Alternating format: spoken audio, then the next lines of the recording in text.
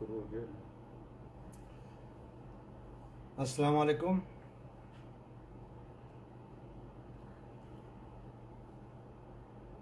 हाँ, सब लोग जुड़ जाए भाई। मेरी रिक्वेस्ट है आप सबसे, बहुत ज़्यादा से ज़्यादा संख्या में जुड़ें, ज़्यादा से ज़्यादा शेयर करें और लाइक करें। धन्यवाद।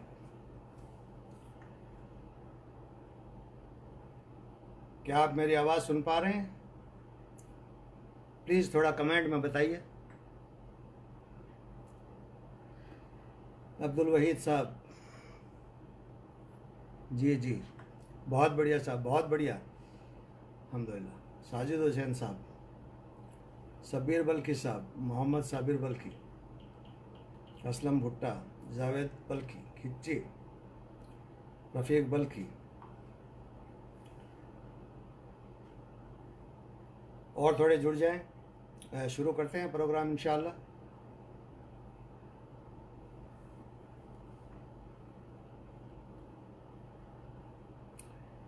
मोहम्मद सलीम, साजिद हुसैन, बहुत अच्छे साहब, गफ़ार बल्खी साहब, अकबर टेलर भाई, शरीफ बल्खी साहब, बहुत बढ़िया दोस्तों। और आपका जुड़ाव देखकर बहुत खुशी हो रही है मुझे कि समाज, हमारे समाज के नौजवान जागरूक हो चुके हैं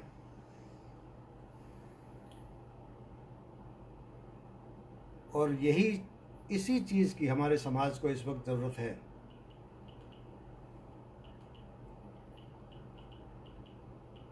अकरम बल्खी जी साहब,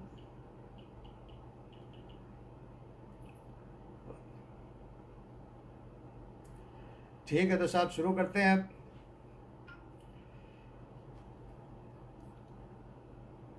आप सभी भाइयों को अस्सलाम वालेकुम, नमस्कार, सत श्री अकाल। सबसे पहले तो मैं अपना परिचय दे दूं। मैं अमीर हसन बल्खी बिदासर से, मैं सऊदी अरब रियाद में काम करता हूं, जहां पर मेरी दुकान है जिसमें मिलिट्री एंड पुलिस डिपार्टमेंट की ड्रेस बनाने का काम होता है।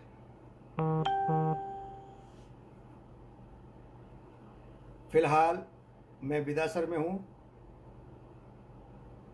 और बिदासर में सिलाउट समाज भवन का जो काम चल रहा है उसके निर्माण के काम में तन मन धन से सहयोग कर रहा हूँ। सबसे पहले तो मैं भाई इस्माइल सोलंकी को शुक्रिया कहना चाहता हूँ कि इन्होंने मुझे समाज के सामने रूबरू होने का मौका दिया।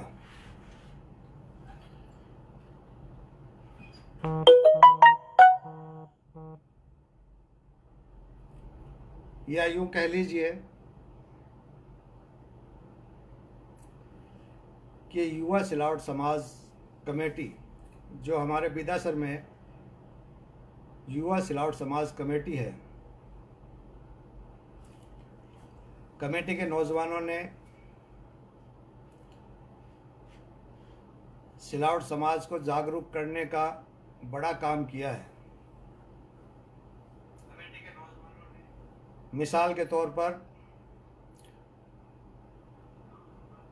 देखिए, अगर जो हमारे युवा है सिलाउट समाज कमेटी के हो या सिलाउट समाज जो सहायता संस्था है उसके हो, अगर उनकी तारीफ ना की जाए, यानी समाज का प्रोग्राम हो और उनकी तारीफ ना की जाए, तो ये उनके लिए, हमारे युवाओं के लिए नाइंसाफ़ी होगी। तो मैं ये कह रहा था, हमारे इन युवाओं ने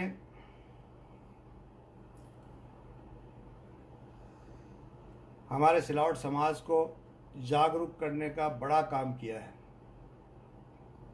मिसाल के तौर पर ब्लड डोनेशन का काम। ब्लड डोनेशन यानी रक्तदान। हमारा सिलावट समाज जो ब्लड डोनेशन देने के बारे में सोच भी नहीं सकता था, एक समय ऐसा भी था, लेकिन इन युवाओं ने रक्तदान का शिविर लगाकर खल के खिदमत करने का बड़ा काम किया है। हमारे युवा धन्यवाद के पात्र हैं। ये हमारे समाज के लिए बहुत बड़ा काम रहा है।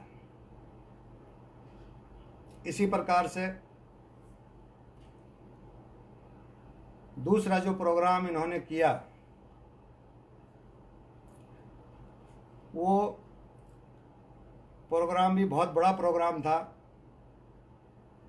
इनकी हिम्मत की मैं दाद देना चाहता हूँ कि बिदासर में इन्होंने प्रतिभा सम्मान समारोह का भी एक बड़ा प्रोग्राम रखा।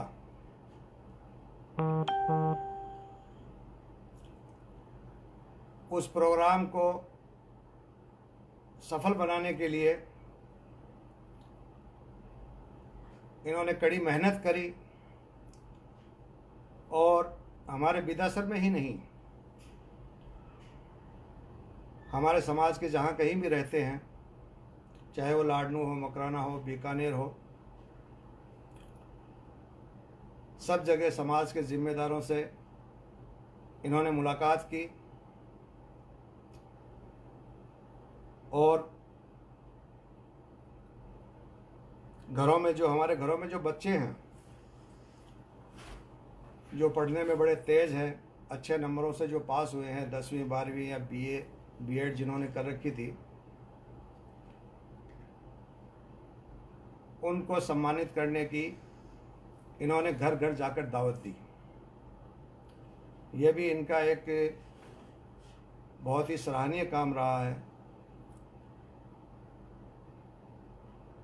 तो उस समारोह में काफ़ी दूर दूर से हमारे समाज के लोग आए, प्रोग्राम में हिस्सा लिया और मेरे ख्याल से लगभग 84-85 बच्चों को सम्मानित किया गया।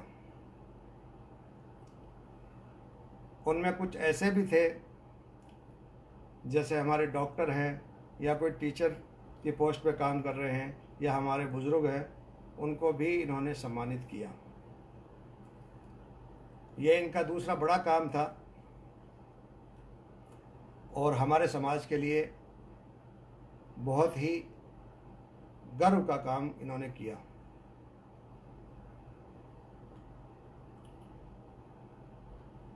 तीसरा काम, जो सबसे बड़ा काम,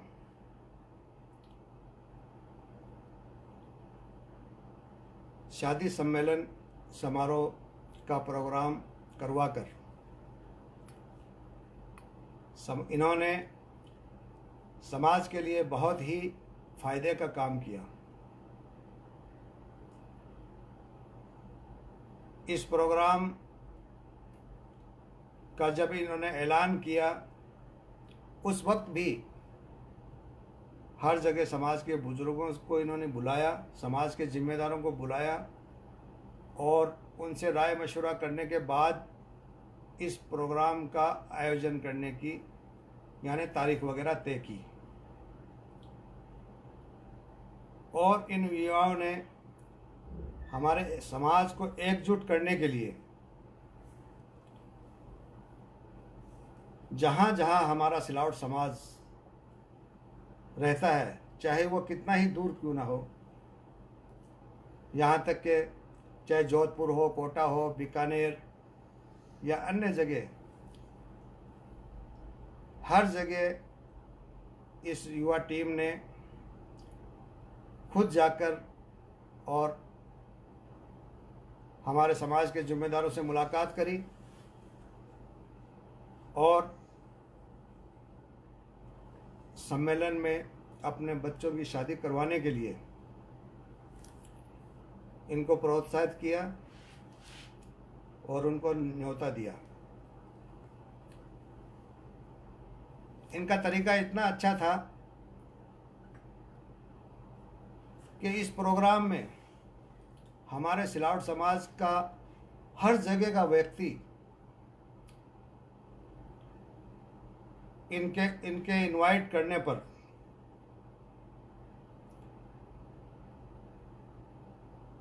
सम्मेलन समारोह में आए भी और हर तरह से सहयोग भी किया। हमारे विद्यासर का सिलावट समाज का ये पहला शादी सम्मेलन था, इसलिए फिर भी इस युवा टीम ने 23 जोड़ों की शादी करके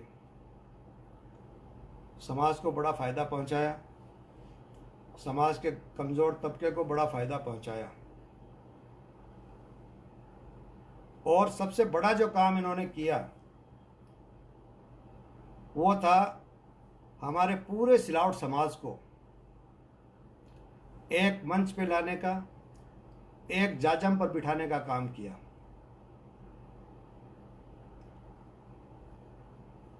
जो आज तक कोई नहीं कर पाया। तो इस युवा टीम की जितनी भी तारीफ की जाए वो कम है।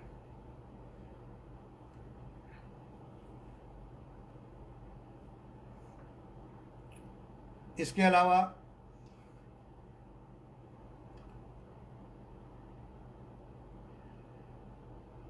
अब मैं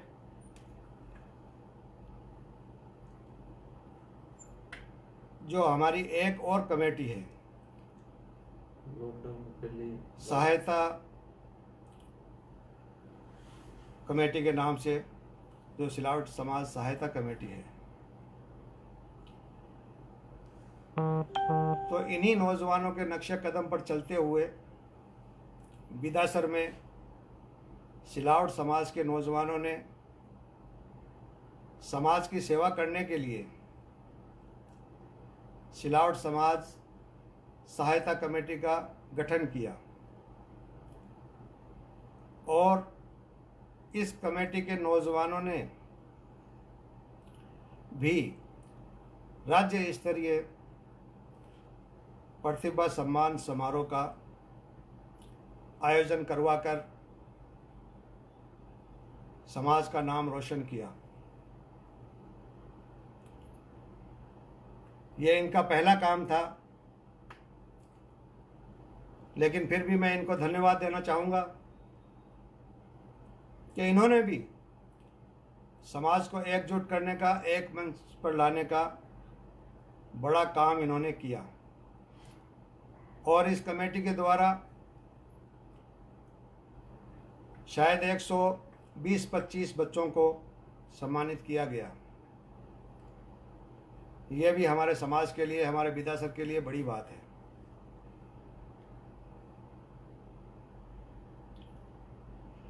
दोनों ही कमेटियों के नौजवानों ने समाज को एकजुट करने का, एक मंच पर लाने का बड़ा काम किया है। मैं हमारे नौजवानों को धन्यवाद कहना चाहता हूँ, इनके कामों की सराहना करता हूँ।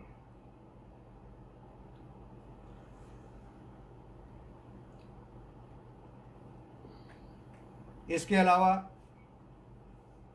मैं हमारे विदासर के युवाओं से कहना चाहता हूँ कि पिछली बार जो सम्मेलन का प्रोग्राम हुआ था इतना शानदार था कि हमारा सिलावट समाज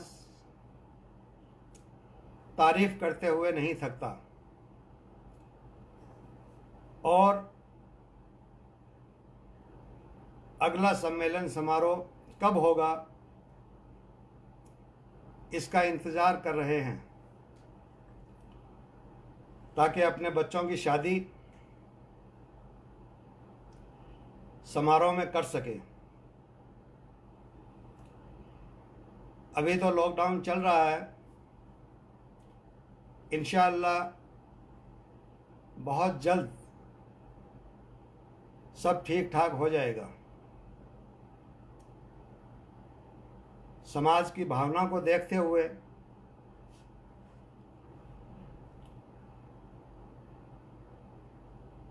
मैं हमारे युवाओं से अपील करता हूं, उनसे गुजारिश करता हूं कि वो जल्द से जल्द दूसरा शादी सम्मेलन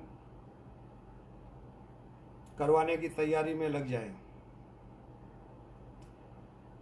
चूँकि पिछली बार भी आपने देखा कि आप लोगों के एक इशारे पर हमारा पूरा समाज एकजुट हो गया था, और मुझे उम्मीद है आगे भी आपके कहने पर हमारा समाज बिल्कुल आपके साथ खड़ा हो जाएगा, और पिछली बार से ज़्यादा इंशाअल्लाह इस सम्मेलन में बच्चों की शादियां होने की संभावना है। क्योंकि हम जहां भी बात करते हैं तो ये प्रोग्राम इतना अच्छा था कि अब हमारे समाज का हर व्यक्ति यही चाहता है कि मेरे बच्चे की शादी सम्मेलन में हो। तो हम भी यहाँ पर हैं, आप लोग भी गौर कीजिए और सम्मेलन को दोबारा करने की तैयारी आपको शुरू कर देनी चाहिए।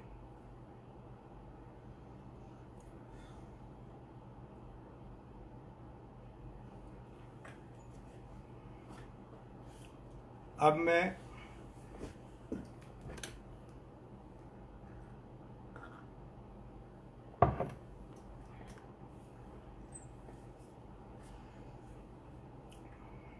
बीच में कमेंट है बिकॉज जवाब दे शोभा कहीं है गयूर जी की है, जब भी भवन का नाम दिया जाएगा अमीर सिंह जी का नाम भी लिया जाएगा। वो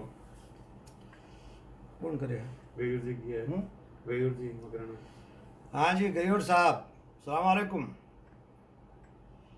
बिल्कुल साहब, ऐसी कोई बात नहीं है।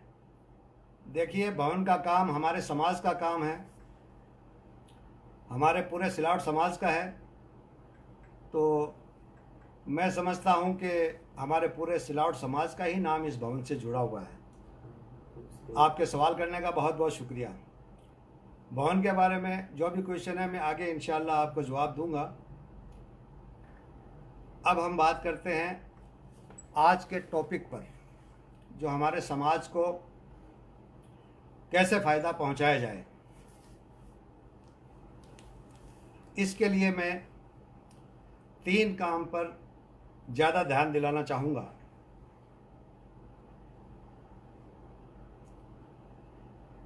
शिक्षा, रोजगार और समाज को आत्मनिर्भर करना। सबसे पहले शिक्षा की बात करते हैं।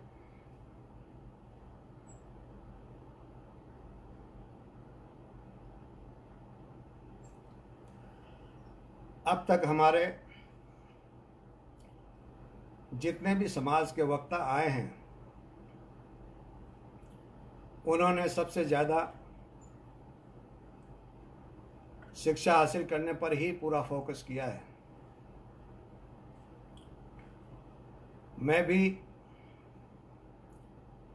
अपने बच्चों को शिक्षित करने के बारे में ही ज़्यादा ध्यान देने की बात कहूँगा।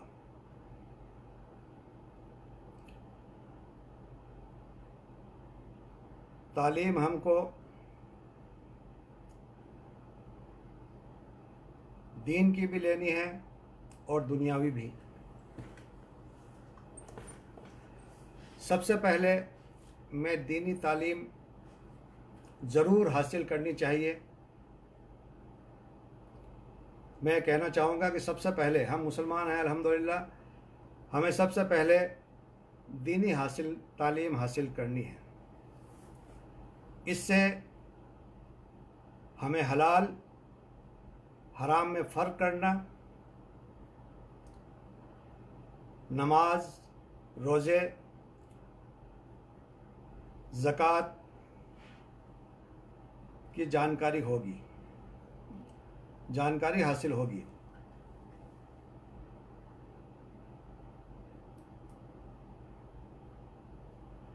अल्लाह ताला ने हमें दीन के रास्ते पर चलकर अल्लाह ताला ने हमें दीन के रास्ते पर चलकर ज़िंदगी गुजारने के लिए कुरान शरीफ का नायाब तोहफ़ा हमें दिया है। अगर हम कुरान शरीफ की रोशनी में अपनी ज़िंदगी गुजारेंगे तो इंशाअल्लाह दुनिया में भी कामयाब होंगे और आखिरत में भी कामयाब होंगे। और दीन के रास्ते पर चलते हुए हमें दुनियावी तालीम भी हासिल करनी है।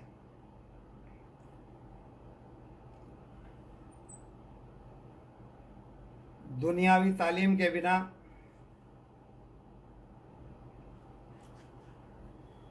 हम हर क्षेत्र में पीछे रह जाएंगे,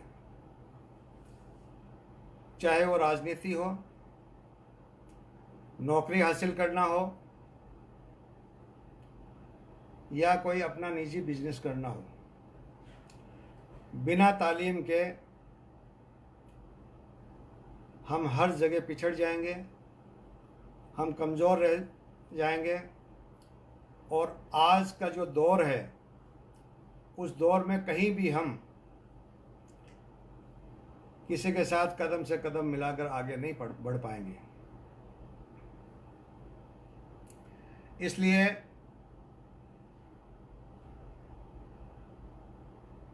हमें दुनियावी तालीम पर भी बहुत ज़्यादा ध्यान देना है। और मैं निवेदन करना चाहूँगा, यानी गुजारिश करना चाहूँगा, हमारे समाज में जो पढ़े लिखे काबिल लोग हैं, जो अभी हमने देखा कि हमारे समाज के काफ़ी काबिल लोग अभी लाइव आए हैं और उन्होंने समाज के लिए बहुत ही बेहतरीन सुझाव दिए हैं। तालीम के बारे में, फ़ायदे के बारे में हर बात उन्होंने बताई है। तो मैं उनसे कहना चाहूँगा, जो हमारे काबिल लोग हैं, पढ़े लिखे लोग हैं, वो अपने कीमती समय में से समय निकालकर हमारे समाज को गाइड करने में, हमारे समाज को गाइड करने के लिए उनको आगे आना चाहिए। इसके लिए मैं उनसे रिक्वेस्ट करूंगा कि कमेटियां, मीटिंगें बहुत होती है, बहुत कमेटियां बन चुकी है, लेकिन तालीम का जो क्षेत्र एक ऐसा क्षेत्र है कि आज भी हमारा समाज काफ़ी पिछड़ा हुआ है। ठीक है, कुछ परसेंटेज है जो तालीम हासिल की है जिन्होंने, तो मैं चाहूँगा कि जो पढ़ लिख गए हैं, जिन्होंने तालीम हासिल करी है, उसमें से थोड़ा समय देकर हमारे समाज को भी गाइड करने का काम करें। इसके लिए एक कमेटी बनाकर समय समय पर हमारे जो 4-5 गांव ही हैं लगभग, उनमें महीने में, 2 महीने में थोड़ा अपने समय देकर एक छोटे से प्रोग्राम का जैसे आयोजन करके और समाज को शिक्षा के बारे में जानकारी देवें, समाज को शिक्षा के बारे में जागरूक करें, मेरा आपसे निवेदन है। इससे हमारे समाज को बहुत बड़ा फ़ायदा पहुंचेगा। जैसे कहते हैं कि जागरूकता, एक्टिविटी, जब तक एक्टिविटी नहीं होगी, समाज को जागरूक नहीं करेंगे तो हम कुछ नहीं कर सकते। तो सबसे पहला काम हमारा यही होना चाहिए कि समाज को जागरूक करना, समाज को आज के दौर में फ़ायदे के बारे में बताना। तो इसके लिए आप सब अपना कीमती समय निकालिए और महीने में 2 महीने में थोड़ा समय समाज के लिए आप निकाल करके समाज को आप गाइड कीजिए। अब मैं, और जो हमारे नौजवान हैं जिन्होंने बीए, बीएड, ग्रेजुएशन या वकील है या अन्य इंजीनियर है, नर्सिंग डिपार्टमेंट में हैं या फार्मासिस्ट हैं, उनसे मैं कहना चाहता हूं कि आपने कड़ी मेहनत से डिग्री हासिल की है,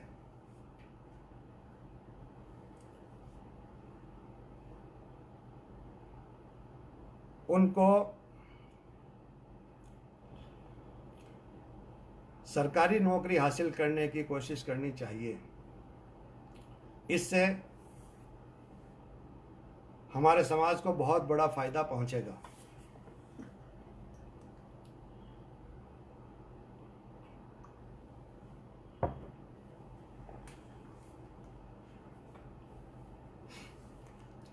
मिसाल के तौर पर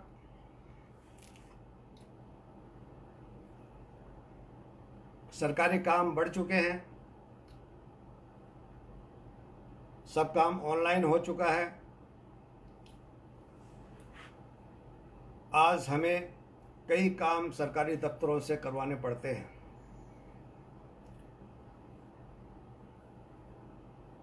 तो हमारे नौजवान अगर सरकारी नौकरी हासिल करते हैं, जैसे मैं कहना चाहता हूं कि कहीं भी, जैसे हम अगर हॉस्पिटल जाते हैं या एसडीएम ऑफिस जाते हैं या कहीं थाने में जाते हैं, किसी भी सरकारी दफ्तर में जाते हैं, अगर हमें हमारा कोई जान पहचान वाला वहाँ पर, हमारी जान पहचान वाला वहाँ पर होता है, चाहे वो किसी भी समाज का हो, तो हमें कितनी खुशी होती है और हमारा काम बहुत ही आसानी से हो जाता है। अगर जान पहचान ना हो तो काम होता है लेकिन थोड़ा मुश्किल होता है, क्योंकि हमारे समाज में जानकारी की अभी भी बहुत कमी है। इसलिए अगर हमारे भाई सरकारी नौकरी हासिल करने में कामयाब होते हैं तो ये उनके लिए, उनके परिवार के लिए और समाज के लिए भी बहुत ही फायदेमंद साबित होगी।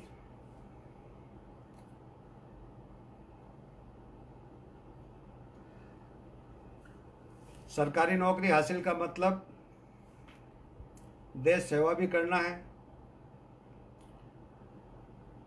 आप अगर नौकरी हासिल करने का टारगेट बना लेते हैं और कड़ी मेहनत करेंगे तो आपको टारगेट छूने से कोई नहीं रोक सकता। इसके लिए हमारे समाज में काबिल लोग हैं, उनसे भी आप नौकरी हासिल करने की प्रक्रिया की जानकारी ले सकते हैं।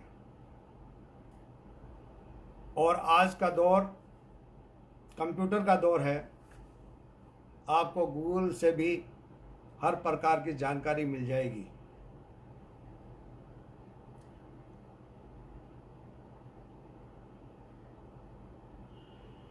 और जो भाई बिजनेस में रुचि रखते हैं, मैं समझता हूँ उनको चाहे छोटा सा ही बिजनेस शुरू क्यों ना करना पड़े, बिजनेस में आगे आना चाहिए।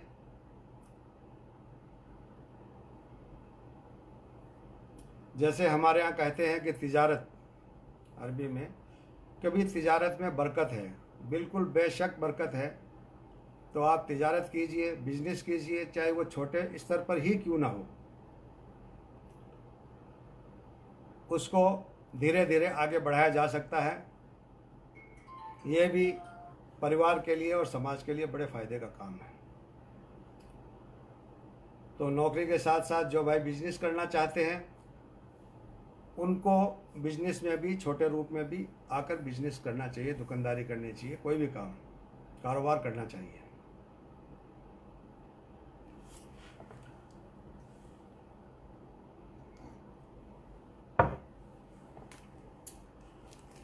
अब हम बात करेंगे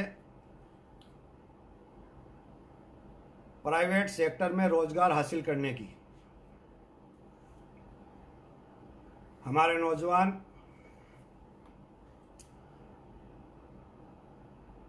अठारह 20 साल के होते ही गल्फ में जाकर काम करना पसंद करते हैं।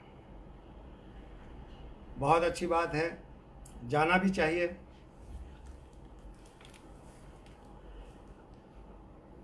गांव में व छोटे शहरों में मेहनत मजदूरी करके घर चलाना बहुत मुश्किल हो चुका है। इसलिए विदेश जाना हो या देश में काम करना हो, मैं ये कहना चाहता हूँ कि आपको सबसे पहले काम सीखना ज़रूरी है। चाहे मैसन हो, प्लम्बर हो, इलेक्ट्रिशियन हो, कोई भी एक काम सीखे बिना आप कामयाब नहीं हो सकते। इसलिए आपको काम सीख कर ही विदेश जाना चाहिए, तभी आप कामयाब हो सकते हैं। और मैं बीच में थोड़ी सी एक मिसाल देना चाहूँगा कि पहले वाला जो दौर था, जैसे पुराने कहते हैं, हमारे उस्ताद जी कहा करते थे कि शामिल बाजा मत बजाओ, तो शामिल बाजे वाला दौर चला गया है। अब अगर आप काम नहीं सीखेंगे और विदेश चले गए तो आप कामयाब नहीं हो सकते। शामिल बाजे का मतलब है, पहले 8-10 मैसन होते थे कंपनियों में, तो उनके साथ में 2-4 अगर अनाड़ी भी हैं तो वो भी कोई दिक्कत नहीं थी, काम इतना ज़्यादा था कि वो चल जाते थे। लेकिन अब वो दौर ख़त्म हो चुका है। अब आप काम सीखे बिना अगर जाएंगे तो नुकसान उठाएंगे, आप कामयाब नहीं हो सकते। इसलिए इस बात पर आपको विशेष ध्यान देना चाहिए, देना है। और जो हमारे नौजवान 10वीं 12वीं पढ़ चुके हैं, हाँ जी गैर साहब, मैं देख रहा हूँ अल्हम्दुलिल्लाह काफ़ी लोग जुड़े हुए हैं और मुझे भी खुशी हो रही है। कुछ बातें हैं जो मेरे तजुर्बे की है, वही बातें मैं आपके साथ में आज शेयर कर रहा हूँ, ताकि हमारे समाज के जो युवा हैं उनके काम आ सके। और जो हमारे नौजवान 10वीं 12वीं पढ़ चुके हैं, उनको मैं कहना चाहूँगा कि उनको रोज़गार हासिल करने के लिए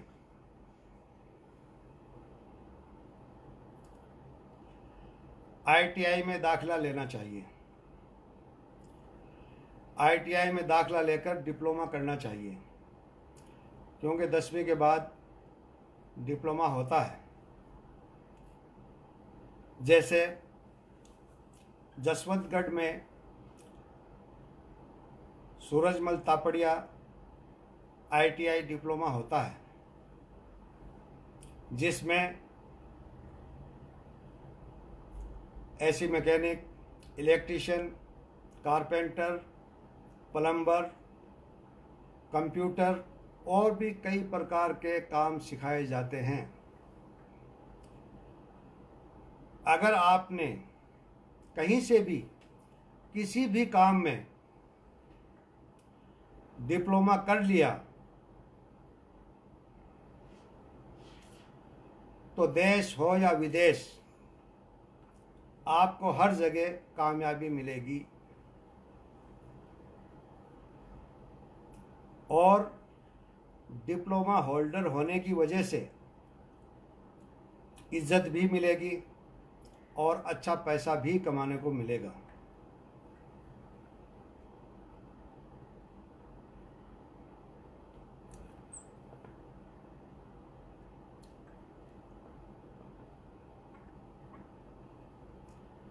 दो साल का कोर्स होता है या 3 साल का होता है।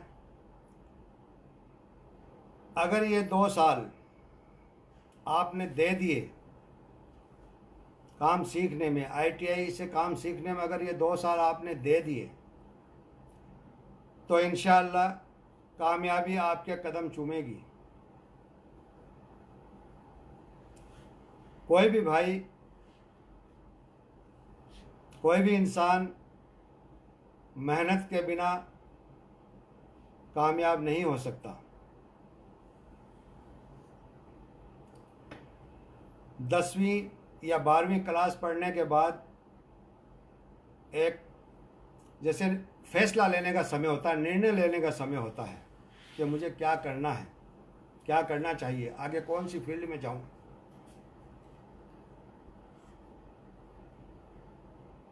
तो आप अपनी काबिलियत के हिसाब से, अपनी कैपेसिटी के हिसाब से अगर आपने सही फैसला ले लिया तो आपके लिए और आपके परिवार के लिए और समाज के लिए बहुत ही फ़ायदेमंद साबित हो सकता है। इस पर हमारे नौजवानों को बहुत ही गौर व फिक्र करने की ज़रूरत है। अगर हमारे हाथ में एक हुनर आ जाएगा तो इंशाअल्लाह हुनरमंद की, हुनर जैसे कोई भी किसी भी काम का कारीगर, हुनरमंद की हर जगह कदर होती है।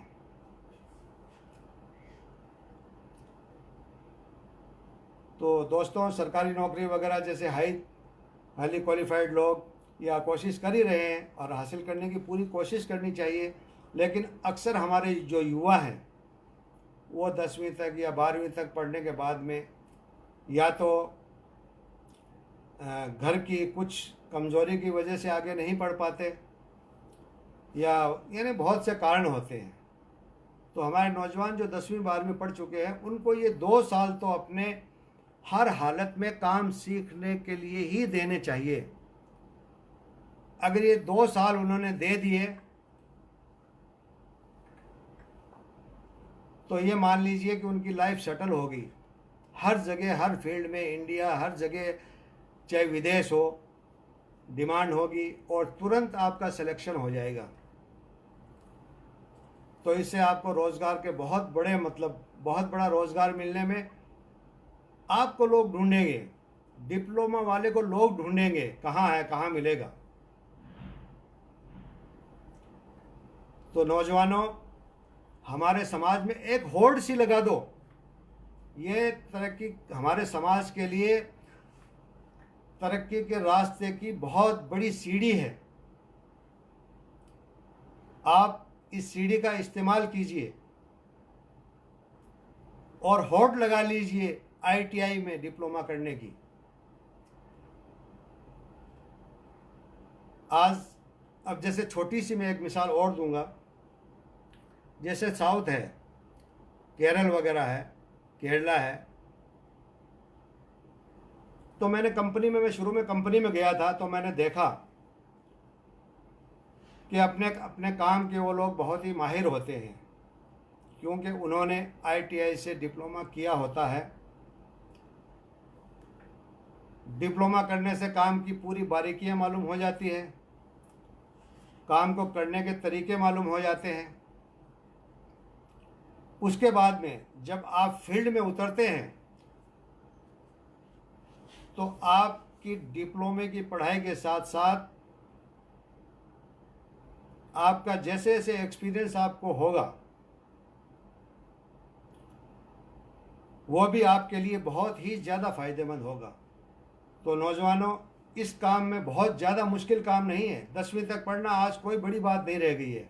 उसके बाद अगर नौकरी हासिल नहीं हो सकती है, घर की हो कौन करे, तो आप 2 साल अपना देकर और ITI से डिप्लोमा ज़रूर करें। ये फालतू गलियों में घूम करके और बाज़ारों में बैठ के टाइम ख़राब करने से बेहतर है कि अपना समय आप पढ़ाई में लगाएं, मेहनत में लगाएं। इससे हर एक को फ़ायदा है। अगर गलियों में हम अपना टाइम वेस्ट कर देंगे तो हमारे घर के लिए भी नुकसान है, समाज के भी लिए नुकसान है। अच्छा, इसके अलावा मैं एक चीज़ और कहना चाहूँगा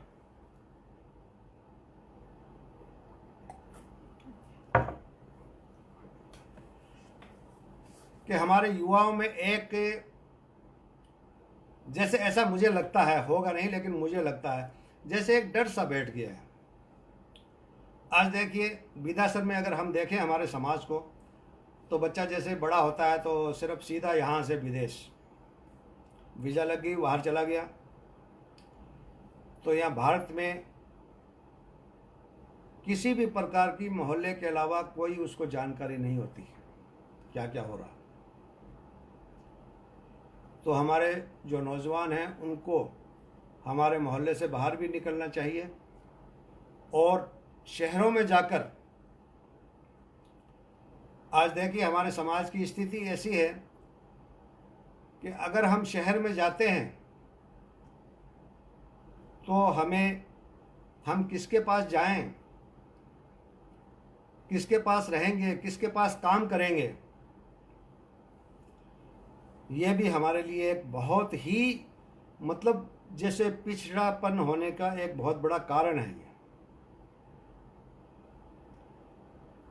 तो आप शहरों की तरफ भी जाइए, जहाँ भी जैसे भी आप अपना कुछ ना कुछ जरिया बनाइए, जान पहचान बनाइए, और बैठ करके टाइम ख़राब करने से बेहतर आप शहर में जाइए, कुछ काम करिए, ताकि आप दुनिया देखेंगे, आपका एक्सपीरियंस बढ़ेगा और माहौल चेंज होगा। तो विदेश भी जाएं और लेकिन शहरों की तरफ भी आप रुख करें।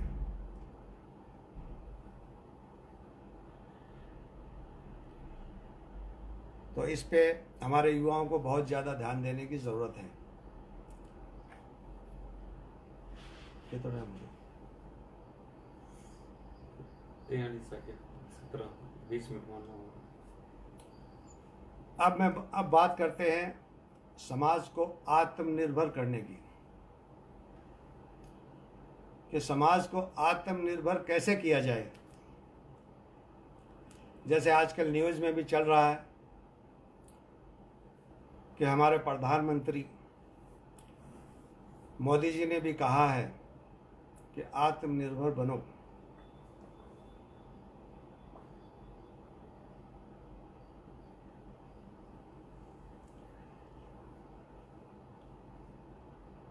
हमारे समाज में जो कमज़ोर परिवार हैं, आमदनी का कोई ज़रिया नहीं है, उनके लिए कमाने का ज़रिया पैदा करना और हमारे समाज की बेटियों के लिए भी काम सिखाने का इंतज़ाम करना, और हमें हमारी बेटियों को भी पढ़ाई में किसी भी प्रकार से उनको पीछे नहीं रखना है। उनको पढ़ाई के साथ साथ उनके मनोबल को भी बढ़ाना है और उनको काम सिखाना है। जब तक हमारी बेटियों को हम पढ़ाने में, काम सिखाने में आगे नहीं लाएंगे, हमारा समाज आगे नहीं बढ़ सकता।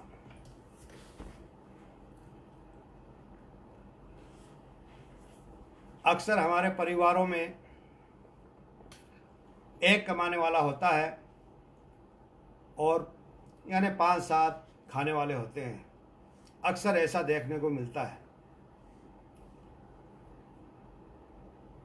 अगर खुदा न खास्ता किसी भी हादसे में, जैसे हमारे सामने कई बार ये बातें आ भी चुकी है, अगर किसी भी हादसे में या बीमारी की वजह से घर के मुखिया की मौत हो जाती है, तो उस फैमिली में इनकम का ज़रिया खत्म होने से पूरा परिवार परेशानी में आ जाता है।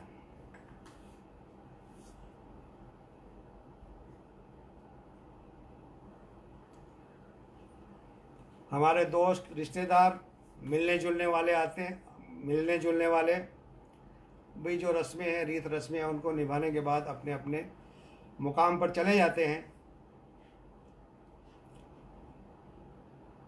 लेकिन जो फैमिली, जिस फैमिली से मुखिया चला गया है, अब उनके लिए मुसीबतों के बड़े पहाड़ टूट पड़े हैं। उनके लिए 2 ही रास्ते बचते हैं। अगर कोई ज़रिया ना हो तो उनके लिए 2 ही रास्ते बचते हैं। या तो वो मेहनत से किसी घर में काम करे, या मतलब अपने बच्चों को खाने खिलाने की, मतलब कुछ ना कुछ पैसा कमाने की के लिए काम करे, या फिर जो हमारे समाज में, हमारे मदरसों में जो बैतुल माल कायम किया हुआ है, उनसे मदद लेनी पड़ती है। चूँकि यह मजबूरी हो जाती है, मजबूरी बन जाती है, तो ये कोई बड़ी बात नहीं है, यह मजबूरी है। लेकिन अगर हम लड़कियों को या घर में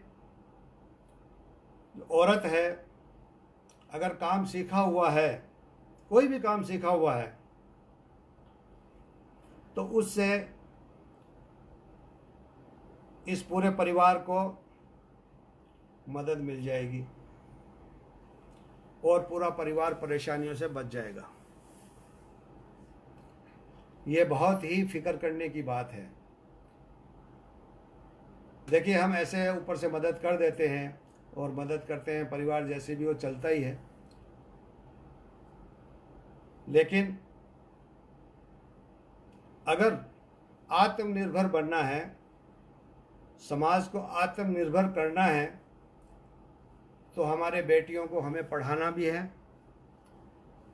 और उनको काम भी सिखाना है। इन बातों पर हमें बहुत ही गौर व फिक्र करने की आवश्यकता है। कोई भी काम अगर हम मन से करेंगे और समाज के लिए करेंगे, समाज के हित में करेंगे, तो इंशाअल्लाह हमारे साथ अल्लाह की मदद भी शामिल होगी। मुझे पूरा विश्वास है। तो सिर्फ आगे कदम बढ़ाने की ज़रूरत है। अगर हम कदम आगे बढ़ाएंगे तो इंशाअल्लाह हमारा समाज भी पीछे नहीं रहेगा और कारवां बनता चला जाएगा।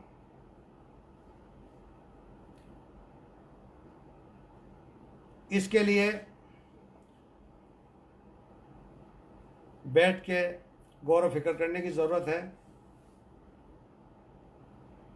क्योंकि इस वक्त, हालांकि मैं तो रियाद में रहता हूं, लेकिन इस वक्त ज़्यादा समय मैं बिदासर में ही दे रहा हूं।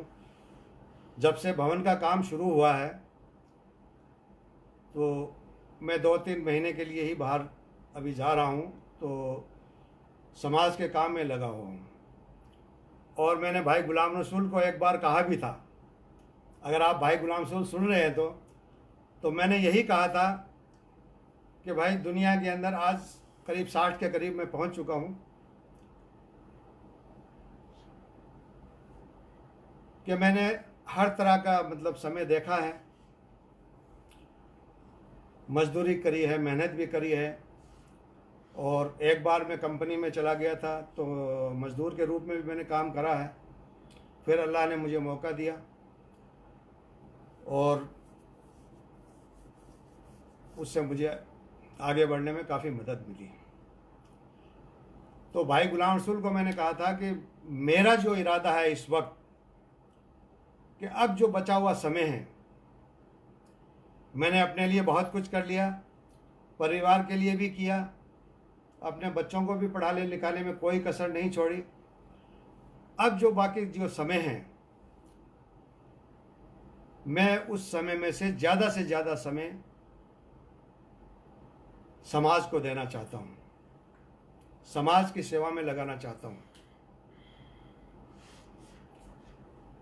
यही मेरे विचार है और मेरे परिवार के बाद समाज ही मेरे लिए सब कुछ है। दुनिया में बहुत से लोग आए, बहुत पैसा कमाया, करोड़पति, गरीब, हर तरह के इंसान गुजरे हैं, लेकिन मैं अपने आप को बहुत ही खुश नसीब समझता हूँ कि मुझे समाज का इतना बड़ा काम यानी भवन निर्माण का काम करने का मौका मिला। ये मेरे लिए बहुत बड़ी बात है और ये मेरे ऊपर अल्लाह का बड़ा एहसान है।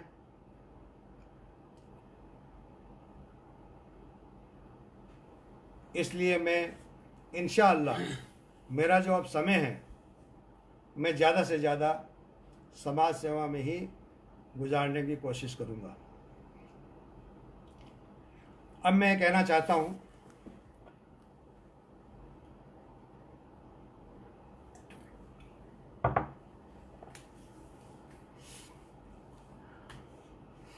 आत्मनिर्भर की बात चल रही थी।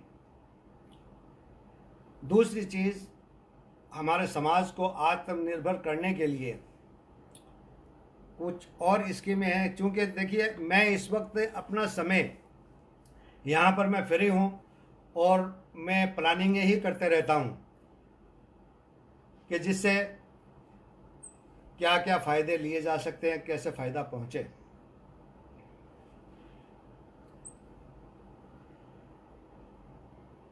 तो इसके लिए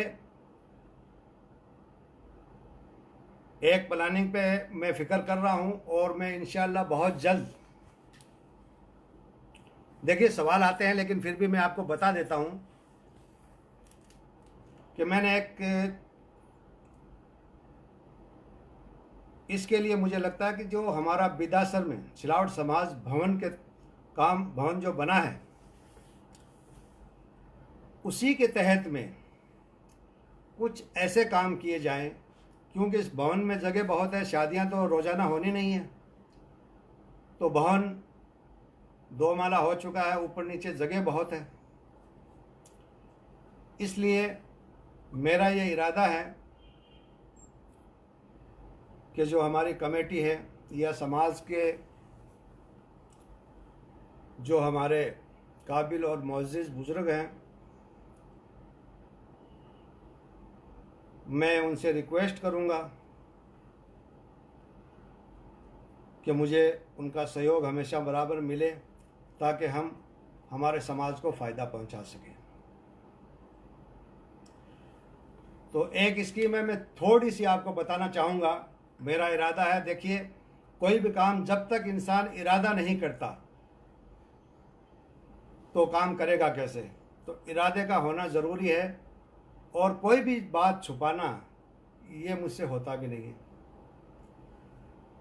तो समाज को पहला फ़ायदा पहुंचाने के लिए, जैसे भवन के अंदर बहुत जगह है, तो मैं भवन कमेटी के लोगों से भी रिक्वेस्ट करूंगा, गुजारिश करूंगा, समाज से भी गुजारिश करूंगा कि हमारे भवन के तहत में मेरी जो इरादा है कि अभी कुछ इस तरह की इनकम का ज़रिया बनाया जाए ताकि उस इनकम से हम हमारे समाज को फ़ायदा पहुंचा सकें।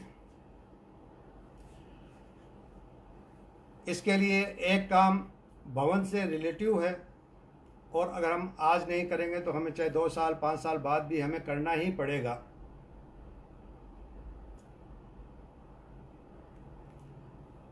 तो भवन के तहत में एक टेंट हाउस कायम करने का इरादा मैं रखता हूँ। अल्लाह ने चाहा तो बहुत जल्द कमेटी के सामने, समाज के सामने ये बात रखूँगा। अगर सबका सहयोग रहा तो बहुत जल्द इंशाल्लाह शुरू काम कर देंगे। दूसरा काम, अगर इनकम का ज़रिया बन जाता है, देखिए सबसे बड़ी चीज़ है इनकम, आमद का आना। जब तक आपके पास इनकम नहीं होगी आप कोई भी काम अच्छी तरह से नहीं कर सकते। तो सबसे पहले हमें अगर समाज को फ़ायदा पहुंचाना है तो हमें इनकम के ज़रिए पैदा करने होंगे। तो इनकम के ज़रिए पैदा करने के लिए दूसरा काम, भवन के अंदर जगह बहुत है, छोटे लघु उद्योग लगाने का काम। इसमें लड़कियों को, औरतों को काम सिखाने का काम। कई तरह के ऐसे काम हैं जो हमारी लड़कियों को हम सिखाकर, हमारी औरतों को सिखाकर हम समाज को बड़ा फ़ायदा पहुंचा सकते हैं।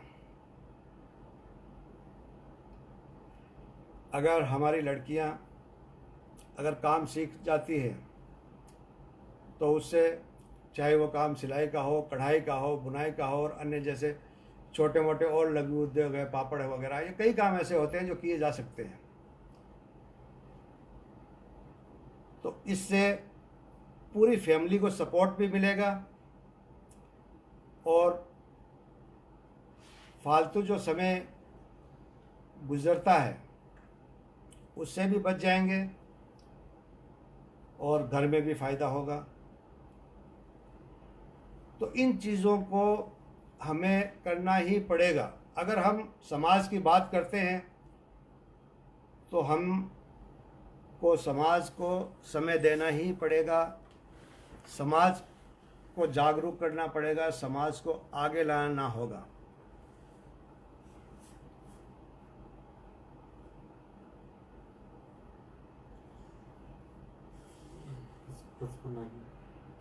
बचपन है क्या? सवाल का जवाब बताऊं। अब देखिए, बातें तो बहुत ज़्यादा है, लेकिन भाई इस्माइल ने अभी कहा है कि अभी 5 ही मिनट बाकी है। मैं उनसे रिक्वेस्ट करूंगा कि थोड़ा समय अगर दे सके तो और देवें। तो मैं कह रहा था कि छोटे लघु उद्योग जिसमें लड़कियों को, औरतों को सिलाई कढ़ाई या अन्य और कई तरह के काम सिखाने का इंतज़ाम हो, इस बारे में गौर और फिक्र किया जाना चाहिए ताकि हमारे समाज को फ़ायदा पहुंचाया जा सके। हम सबको मिलकर ये काम करना होगा, तभी मुमकिन हो पाएगा। हमें हर मुमकिन कोशिश करनी होगी, तब ही हम कामयाब हो पाएंगे। भाई लोग, बातों से काम नहीं चलेगा। मीटिंगें करते हैं, मीटिंगें ख़त्म हो जाती है, उसके बाद तू तेरे मैं मेरे, अगर इस तरह की अगर बात रहती है तो समाज के लिए कुछ नहीं कर सकते। लेकिन हमें, जो हमारी युवा कमेटियां बनी हैं, उनसे हमें अब सबक सीखना पड़ेगा। उनसे हमें अब सबक सीखना पड़ेगा कि समाज के फ़ायदे का काम किस तरह से आगे आकर किया जा सकता है।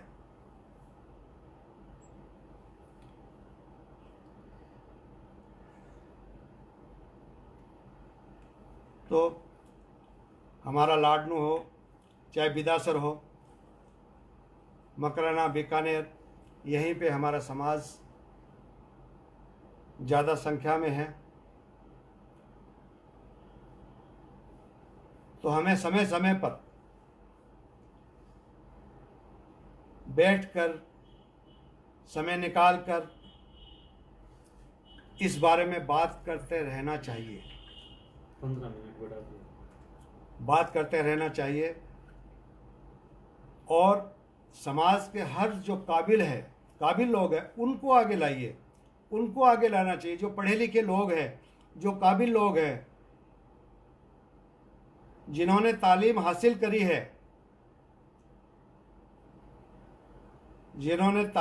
करी है, उनका मुकाबला हम नहीं कर सकते।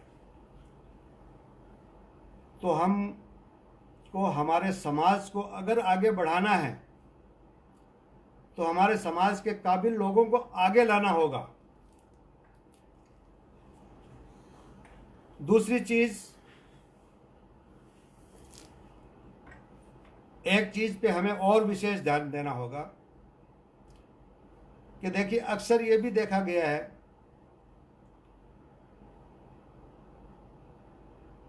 कि काबिल लोग पीछे रह जाते हैं और बहुत से लोग ऐसे ही आगे बढ़ जाते हैं। मैं ये नहीं कहता कि उनको आगे नहीं आना चाहिए।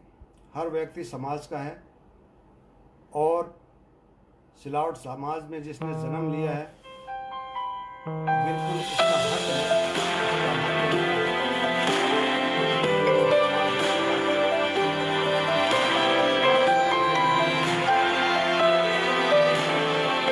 लेकिन तालीम एक ऐसी चीज है,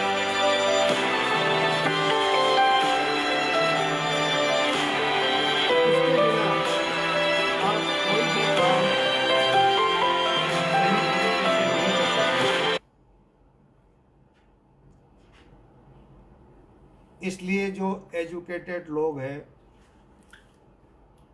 वो अपने तक ही सीमित ना रहें, आगे आएं और सामाजिक कामों में भी बढ़ चढ़कर हिस्सा लेवें।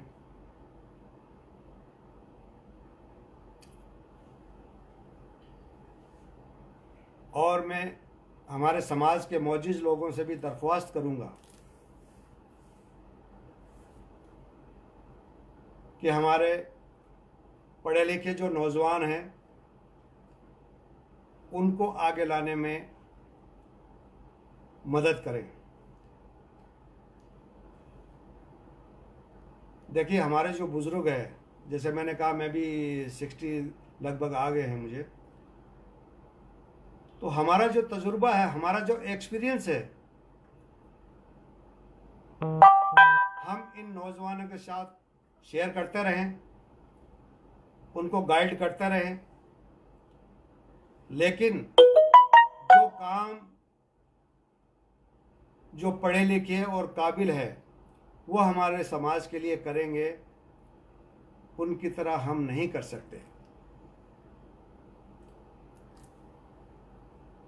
तो मैं यही बार बार रिक्वेस्ट करूंगा कि हमारे समाज के जो पढ़े लिखे लोग हैं, काबिल लोग हैं, अपने कीमती समय से समय निकालकर हर मुमकिन समाज को जागरूक करते रहें, समाज की भावना को जगाते रहें, समाज को आगे बढ़ने के लिए प्रेरित करते रहें। देखिए आज अगर हम, जैसे हमारे बच्चे पढ़ गए, बीए कर लिया या 12वीं कर लिया, या ये कह देते हैं कि भाई कहाँ नौकरी मिलनी है, चाहे जॉब कुछ भी काम कर लो। तो मेरे भाई, पढ़ाई करने का मतलब सिर्फ नौकरी करना नहीं है। बिल्कुल नौकरी हासिल करने की कोशिश करनी चाहिए, लेकिन जो पढ़ा लिखा है, जो काबिल है, वो हर हालत में, चाहे भले ही उसको समय लग जाए, वो कामयाबी के टारगेट को जरूर छुएगा। अगर उसमें क्षमता है तो वो कामयाबी के टारगेट को जरूर छुएगा। इसमें भी हम सबको मिलकर गाइड करने की और बढ़ावा देने की आवश्यकता है। ये तो रहेगी 10 मिनट और है, बस 5 मिनट और तो पता है सवाल जवाब करते, 10 मिनट ही है। चलें, ये तो बात हो गई। कई बातें मैंने कह दी है, लगभग, यानी पूरी ही बातें मैंने लगभग जो ज़रूरी बातें हैं वो इस 1 घंटे के समय में मैंने लगभग आपके सामने रख दी है, मेरे विचार आपके सामने रख दिए हैं, और मैं समाज के लिए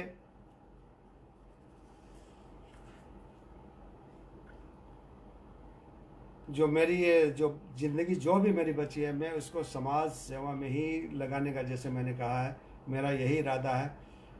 तो किसी भी काम में अगर कुछ भी बात करना हो तो आप मेरे लायक कोई भी काम हो, या मुझसे कोई मशवरा करना हो, या कोई भी सवाल करने हो तो आप कर सकते हैं। एक चीज़ मैं और कहूँगा, जैसे सभी लोग करते ही हमेशा करते हैं कि भाई हमारे समाज में जो फैली हुई कुरीतियाँ हैं उनको भी ख़त्म करना चाहिए। हर आदमी ये बात करता है कि समाज की कुछ कुरीतियाँ हैं, रीतियाँ हैं, ख़त्म होनी चाहिए। लेकिन मेरा ये मानना है कि देखिए, ये रीतियाँ ही है। कू का लफ्ज़ तो हमने इसमें लगा दिया है, हमारे बुज़ुर्गों ने तो रीतियाँ ही बनाई हैं। मेरा ये मानना है कि इन रीतियों को ख़त्म करने की नहीं, बल्कि संशोधन करने की आवश्यकता है। यानी जैसे कोई भी रीति अगर हमें लगे कि भाई ये रीति समाज का नुकसान कर रही है, या पैसा जो है ना इसमें जाया होता है, और किसी भी तरह से ये हमारे समाज के लिए फ़ायदेमंद नहीं है, तो उस रीति में संशोधन करने की आवश्यकता है। हम एकाएक कोई भी रीतियां ख़त्म नहीं कर सकते। इसके लिए हमारे समाज के जिम्मेदार, हमारे बुजुर्ग, हमारे युवा मिल बैठकर चर्चा करेंगे तो कई कुरीतियों पर विराम लगाया जा सकता है।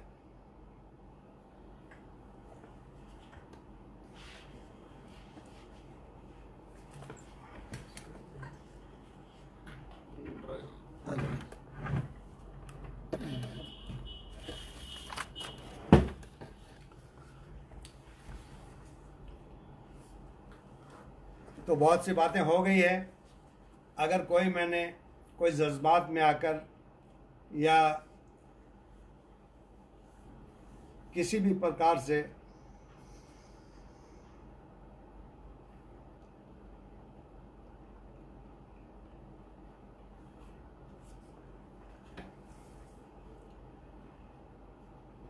अगर मुझसे कोई गलती हो गई है तो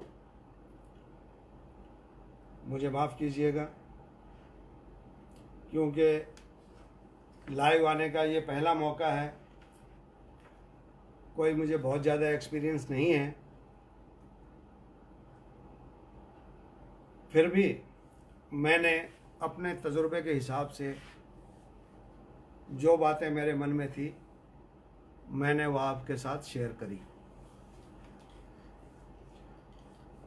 10 मिनट बचे हैं, भाई इस्माइल बोल रहे हैं 10 मिनट बचे हैं। अगर किसी भाई को कोई सवाल करना हो तो आप मुझसे कर सकते हैं, चाहे वो भवन के बारे में, जैसे भवन के बारे में पहले भी सवाल आए थे। एक सवाल आया गयोर साहब को। टेलर साहब युवा कमेटी से मिलकर सम्मेलन की तारीख तय करे ताकि अपनी कौम का फायदा हो सके। हाँ सा गयोर साहब ने एक मैसेज भेजा है कि हमारी जो युवा कमेटी है उनसे बात करके सम्मेलन की तारीख तय करने के बारे में। तो गयोर साहब, मैंने शुरू में ही बोल दिया है और इनसे रिक्वेस्ट कर दी है कि भी सम्मेलन की तैयारी करनी चाहिए इनको, और तारीख तो इंशाअल्लाह हमारे जो मौजिज़ हैं, आप हैं, समाज के जो मौजिज़ लोग हैं, वो सब मिल बैठ कर ही तारीख तय करेंगे इंशाअल्लाह। लानू से और हमारे जो युवा है बिल्कुल इस काम को करने में, दोबारा सम्मेलन करवाने में बड़ी रुचि रख रहे हैं। मेरी उनसे कई बार बात होती रहती है। तो इंशाअल्लाह बहुत जल्द शादी सम्मेलन का इंशाअल्लाह बहुत जल्द ऐलान होगा। अगला सवाल है लानू से दिलावर हुसैन साहब को कि बहुत जल्द समाज की आत्मनिर्भरता के लिए लघु उद्योग के संबंध में आपसे मिलकर विमर्श करूंगा। कौन सवाल करेगा? दिलावर हुसैन साहब। हाँ जी, दिलावर हुसैन साहब, बहुत खुशी हुई साहब आपने सवाल करा है। और दिलावर हुसैन साहब ने ये कहा कि भाई लघु उद्योग के बारे में हम मिलकर बैठकर बात करेंगे। तो साहब दिलावर हुसैन साहब, आपका स्वागत है। और आप जैसे काबिल लोग, मैंने आपकी स्पीच भी देखी है, सुनी है मैंने, आप जैसे काबिल लोग अगर समाज में आगे आते हैं तो हमें समाज को आगे बढ़ाने में कोई नहीं रोक सकता। और इंशाअल्लाह हम ये सब कर पाएंगे, मुझे पूरा विश्वास है। बस सिर्फ हमें एक दूसरे से जुड़ने की ज़रूरत है। और बताओ। एक इमरान भुट्टा की अमीर सन जी टेलर साहब, मेरे दो सवाल है। पहला, भवन का निर्माण कार्य वापस कब चालू होगा? दूसरा, भवन निर्माण कार्य में अब आपकी क्या भूमिका रहेगी? हाँ साहब, इमरान भुट्टा साहब ने एक सवाल किया है भवन के बारे में कि भवन का काम दोबारा फिर से कब शुरू हो रहा है। और दूसरा सवाल? दूसरा सवाल, भवन निर्माण कार्य में अब आपकी क्या भूमिका रहेगी? दूसरा सवाल उन्होंने किया है कि भवन कार्य में अब आपकी क्या भूमिका रहेगी। तो इमरान साहब, जैसे मैंने कहा,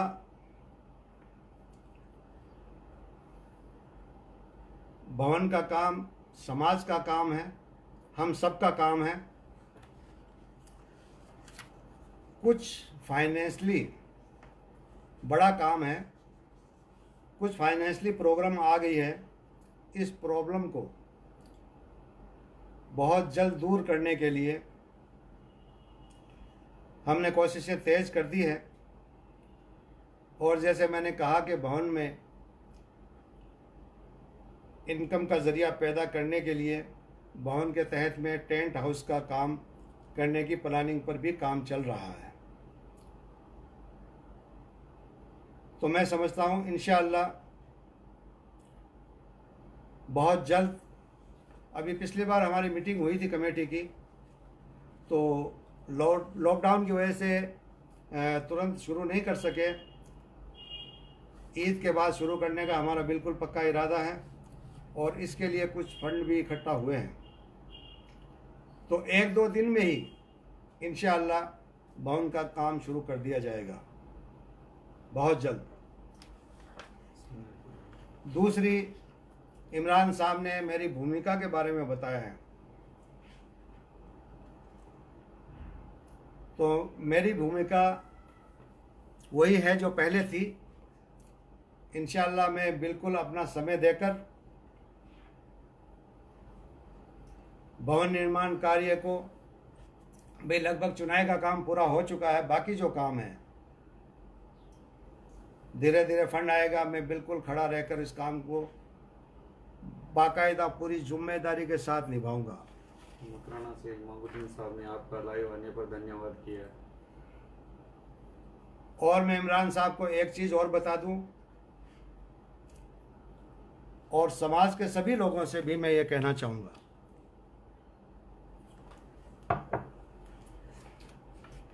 भवन बनाने का फैसला बहुत ही मजबूत इरादा करके लिया हुआ फैसला है। इस भवन को बनाने में हमारे समाज के खून पसीने की कमाई का पैसा लगा है। इस भवन में हमारे समाज का मजदूरी करने वाला मजदूर उसने भी अपना पसीना बहाकर इस भवन में मदद करने का काम किया है। तो इंशाअल्लाह समाज का पैसा लगा हुआ जाया नहीं जाएगा और इंशाअल्लाह हम हमारी पूरी कोशिश करेंगे कि इस काम को जल्द से जल्द कर सकें। हो गया टाइम? देखिए साहब, समय पूरा हो चुका है। बातें बहुत है, बातें अभी भी बाकी रह गई है और नेक्स्ट टाइम और करेंगे इंशाअल्लाह। और बोल सकूं थोड़ी देर?